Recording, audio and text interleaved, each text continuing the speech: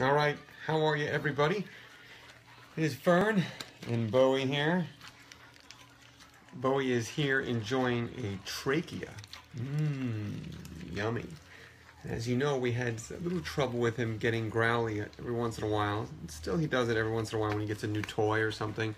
As you can see, he loves his trachea, and one thing he's almost like conflicted when he gets growly with stuff because, say hi, because he wants, he's excited. He wants to share it with me. If I go, hey Bowie, what a good boy, what do you got there? He goes, oh, he gets all wiggly and he wants to come on my lap. As you can see, this is where he wants to eat. I'm not keeping him here.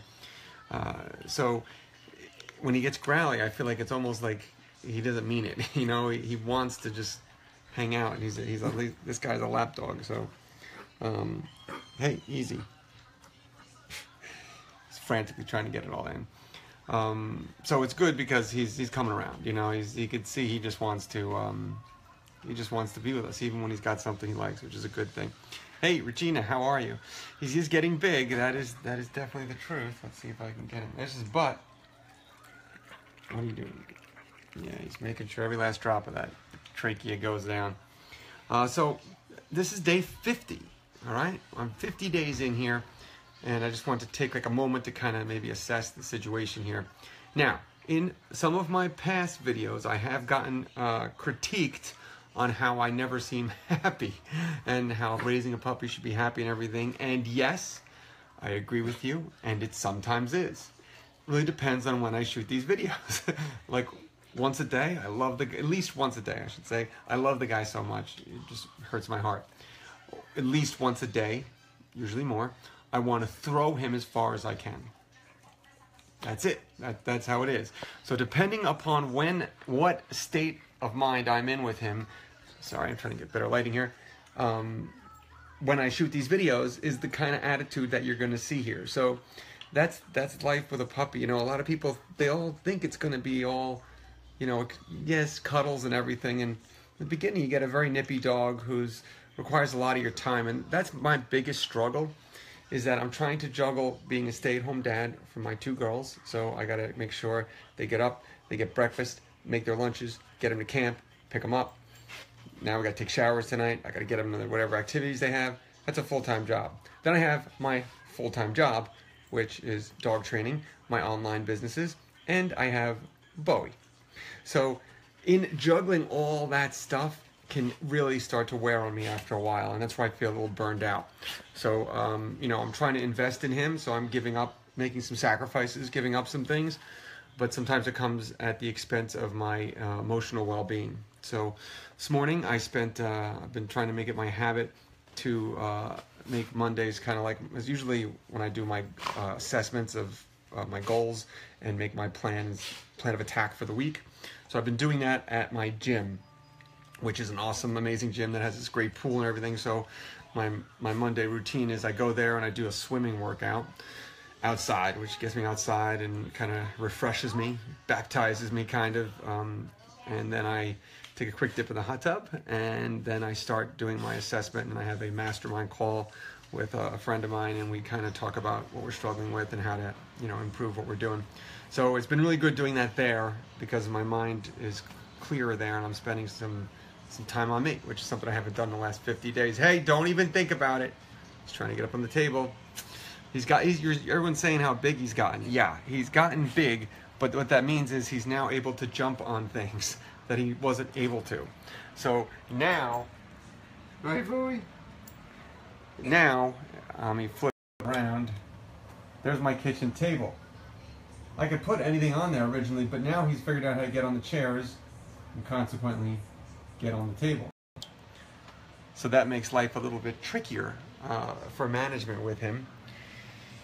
Right, Bo? Bo! Yes, that's my good boy. That's my good boy. So it makes it a little, makes it tricky. Makes it hard to do that.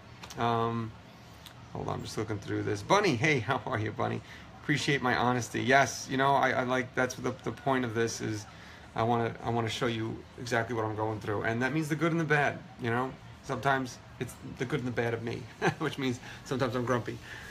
So that happens. And it's just, I reflect back to when my kids were really young, and it was very similar.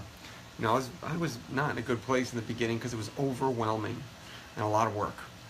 It gets better day by day, though, and it is with him. You know, there's always stuff going on. But you know, I look 50 days into this, and he's a good dog. You know, I could tell my hard work with socialization, which, as you know, I'm a Nazi about. You know, I'm very emphatic about and like obsessive with socialization. But I think that's all paid off because he's very good everywhere. You know, in the beginning, he was a little tentative, like around in the evening. He still is maybe just a touch, or in like the parks, because I live on a busy street, so he's really good with noise and stuff. But sometimes it's the busy streets that don't bother him, but the quiet spaces that do. But he's doing great with that. He's become very social. I have been in 3 different dog daycares, just because. Why 3? Because I know all of the owners very well, and they're great places, and depending upon where I go. So there's one by my gym, I go there. There's one by the place I like to do yoga. So there's also one I like to go just because it's awesome, you know. So I like to kind of give him a lot of different experiences, so why not multiple daycares? And I kind of got this, I mean, I have the luxury of, you know, having a lot of good ones around me. But one of my old clients has one of the best socialized dogs I've ever heard of, and she followed my advice to the T, and she went to multiple dog daycares, and her dog is great. So I'm like, let's do it. Okay, I want my dog to be like hers. So he's doing really well. I have, you know, it's just normal puppy stuff. The thing that's challenging for me also is the fact that he's a Beagle. All right, I kind of miss my pit bull a lot because Haley was much easier. Yes, she was older, and I never had her at this age, but his nose is obsessive. It's like annoyingly obsessive. Like, we went to a friend's house last night, and they have a big backyard all fenced in with a pool, and I would have loved to let him off the leash and run around, but I couldn't do it. I tried it, but he just wanted to go inside their grill. You know, he just put his nose to the ground. We got him to play, the kids got him to play for a little bit, you know, which was nice. And I want to thank, you know, the Polidoros for having us over, and, you know, Nick and Alex for really getting him to play a lot, which was great.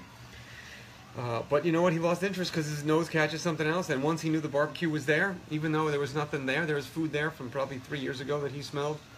And it was hard to get him to focus on anything else. You know, once his nose catches something, it's like impossible to get him to think about anything else. So that's the biggest, you know, kind of, I guess, adjustment for me, is I'm used to just going for dogs. And, you know, my dog, Haley, and I used to walk. I'm a walker. I love to exercise and stuff. So I love doing that. He's not the most fun to walk. You know, he's still young, but he just wants to sniff all the time, everywhere. So it's just more of adjusting, I guess, life with a Beagle. And I think this is a problem that a lot of people have. They get a new dog and expect their new dog to be just like their last dog, to expect the training to be the same, to expect their life to be the same. And it's a different dog, even if it's the same breed. You know, it's a different individual. So we got to take that into account. So I'm going through that adjustment period now, where I'm saying, oh, I wish this is what I used to do with Haley. This was so great and everything.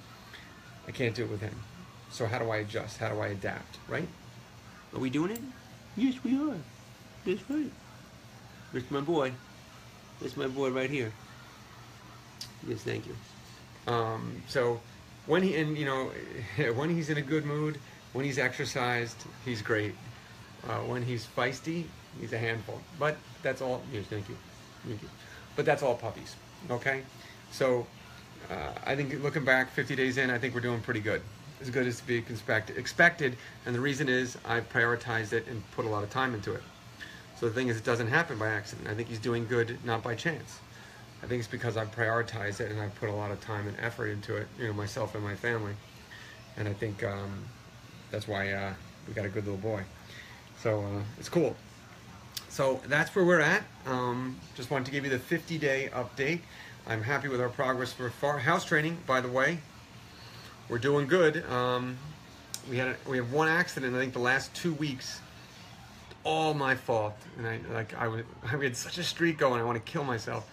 just like all the accidents, or most of them, they've been my fault, and I blew it. I knew he should have been out at this time, but I was busy trying to get together to go somewhere, and he ruined my streak, or else I would have had 2 weeks straight without an accident. But so I've only had one probably in the last 9 days or so.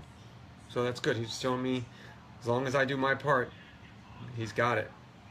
So that's pretty good, because we're 50 days in and he's almost totally house trained. So now we're gonna start pushing the envelope on that, see how he does. But I really want to thank you guys for coming along on this journey with me. I'm going to keep poking in here, maybe not every day like I have been trying to do. As you can see, I haven't done that in a week or so. But I'll pop in and let you know how we're doing. And again, I'm going to continue my honesty and tell you how I'm struggling, when I'm struggling, and when I'm doing great. I'll tell you I'm doing great. And when he's, when I want to give him away, you'll know. That's right, Bobo. So that's it. There you have it. Me and Bowie. We're gonna go take him. We like to do a nice walk after dinner to kind of empty him out, because what I've learned is right about after dinner, when he takes in a little water, he's good for like a couple squirts in like an hour period. So I take him for that nice long walk, let him empty out, let us all digest. So that's the plan. So we're gonna go do that now. So that's it, guys. Thanks so much. Bowie and I say bye-bye, Bowie. Say bye. That's right. That's my boy. That's my boy. All right. We'll see you soon. Thanks, guys. Take care. Oh.